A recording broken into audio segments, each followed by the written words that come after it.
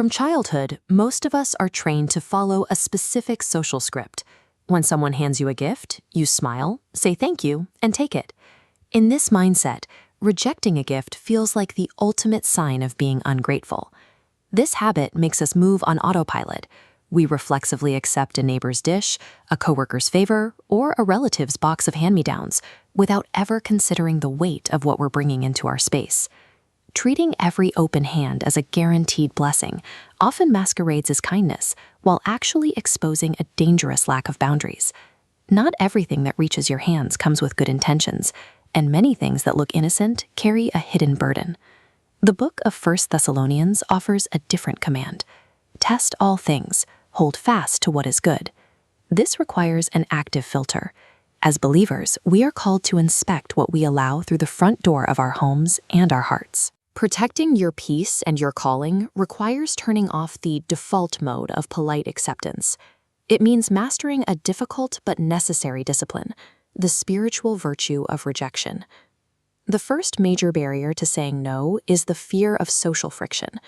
We often feel a quiet internal discomfort during an exchange, but we push that intuition down just to avoid an awkward silence. You might receive an offer that looks perfect on paper. There are no visible red flags or logical reasons to decline, yet your spirit feels an unexplainable heaviness that won't go away.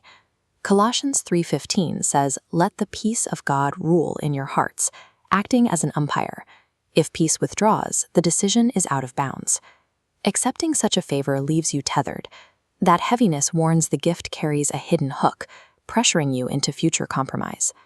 True discernment allows you to prioritize your integrity over social pressure. You can politely but firmly say, "Thank you, but I'm not able to accept this," trusting the warning the Holy Spirit is giving you. Sentimentality creates a second barrier.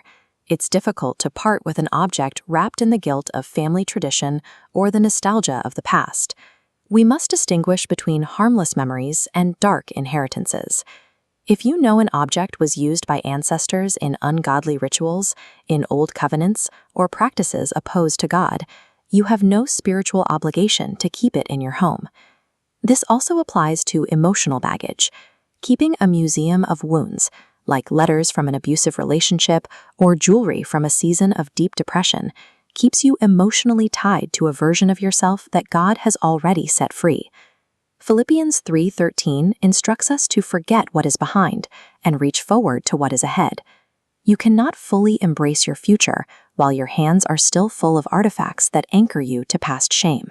Discarding toxic objects honors your current covenant with Christ more than it disrespects a person's memory. It's a deliberate choice to stop transferring spiritual confusion and protect the atmosphere of your home. The final barrier is greed. We often try to justify keeping something we know is compromised simply because it has a high economic value. The Bible warns that ill-gotten gains come with a hidden cost. Accepting luxury items or money funded by fraud or exploitation contaminates your household, much like the illicit goods that brought ruin to Achan in the book of Joshua. Consider the believers in Acts 19. When they turned to Christ, they publicly burned their magic books, despite their immense market value. They didn't sell them to recoup the cash or keep them as cultural artifacts. They understood that occult objects function as territorial markers of darkness rather than neutral decorations. They refused to benefit financially from things that represented spiritual systems opposed to the light. Preserving an object's monetary value isn't worth the price of becoming a spiritual accomplice to corruption. It is better to live with less and keep a clear conscience. Matthew 16:26 confronts us with the ultimate stakes. What good is it to gain the whole world but forfeit your soul?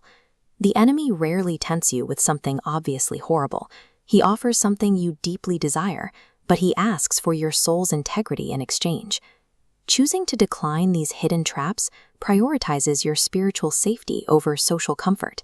It acts as a functional shield, closing the door to the hooks that would otherwise tie you to future compromise. Contrast these transactions with the true blessings of God. Proverbs 10:22 says that his blessing brings wealth and he adds no trouble to it. God's gifts will never ask you to betray your Creator or bring sorrow into your home. Survey your environment today. If there is an object that anchors you to past pain or represents a compromise of your values, Grab a trash bag. Physically remove those items from your space. Cleansing your physical environment is a prerequisite for experiencing a deeper cleansing in your mind. When you separate yourself from what is unclean, you create the room necessary for a more powerful, unhindered walk with God.